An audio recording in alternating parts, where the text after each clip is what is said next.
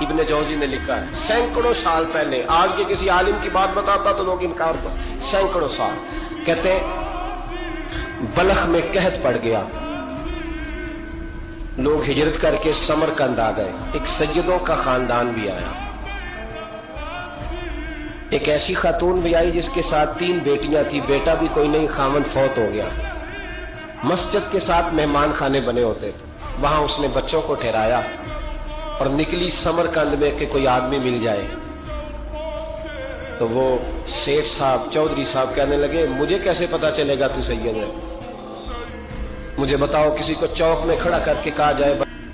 اس شخص کا کیا اثر ہوتا ہے، کیا حال ہوتا ہے، کہا کیسے پتا چلے گا؟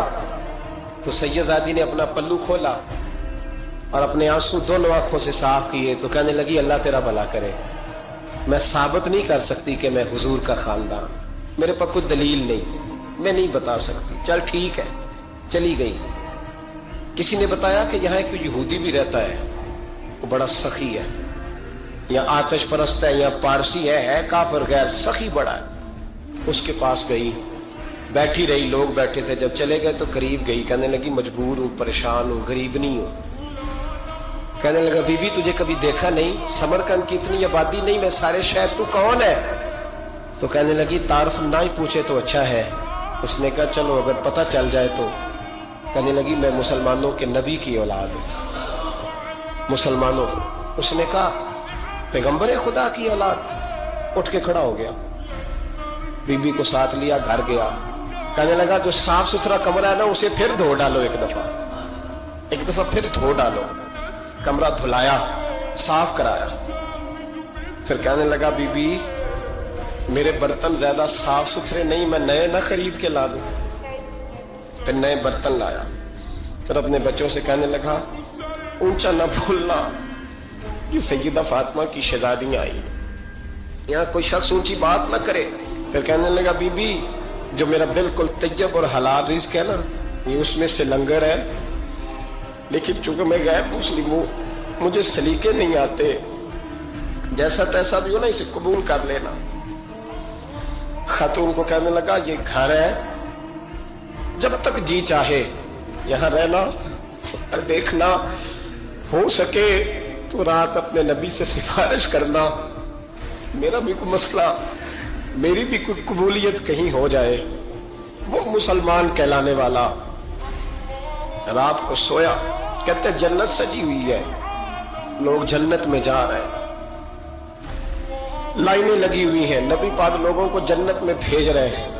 میں بھی دوڑ کے لائن میں لگ گیا، فرشتے نے میرا بازو پکڑا، کہا پیچھے ہٹ، تو میں دوڑ کے حضور کی بارگاہ میں گیا، میں حضور سارے جنت میں جا رہے ہیں، یہ مجھے نہیں جانے دیتا انہیں، یا رسول اللہ میں مسلمان ہوں، کہتے حضور مجھ سے فرمانے لگے کوئی دلیل ہے تیرے پاس، دلیل ہے کوئی تیرے پاس؟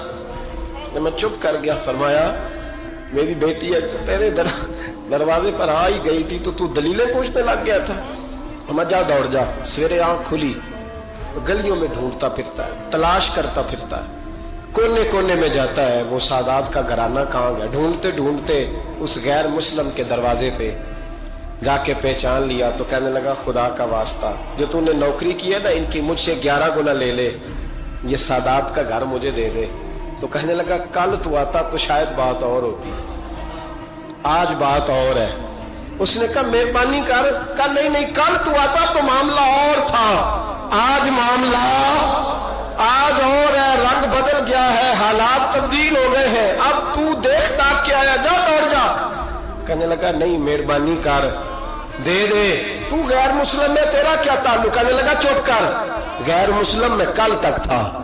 کل سے سیدوں سے پیار کیا ہے تو میرے حالات سنور گئے ہیں، وہ جو نظارے تو نے رات خواب میں دیکھے ہیں میں نے رات آنکھوں سے، اور تو نے کسی مفتی پیر عالم کے ہاتھ پہ کلمہ پڑھا ہے، میں نے رات محمد عربی کے ہاتھ پہ کلمہ پڑھا۔